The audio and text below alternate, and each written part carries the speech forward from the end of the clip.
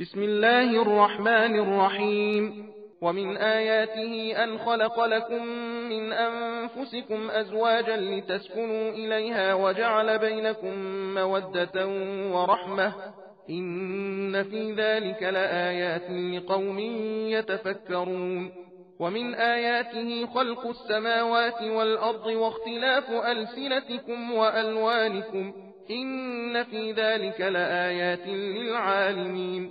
ومن آياته منامكم بالليل والنهار وابتغاؤكم من فضله إن في ذلك لآيات لقوم يسمعون.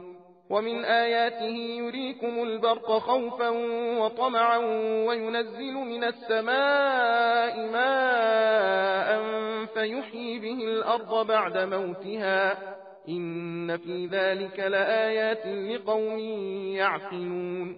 ومن آياته أن تقوم السماء والأرض بأمره ثم إذا دعاكم دعوة من الأرض إذا أنتم تخرجون وله من في السماوات والأرض كل له قانتون. وهو الذي يبدأ الخلق ثم يعيده وهو أهون عليه وله المثل الأعلى في السماوات والأرض وهو العزيز الحكيم.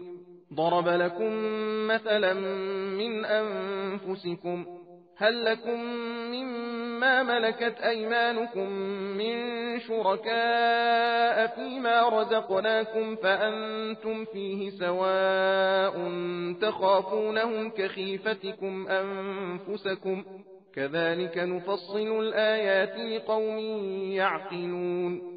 بل اتبع الذين ظلموا أهواءهم بغير علم فمن يهدي من أضل الله وما لهم من ناصرين.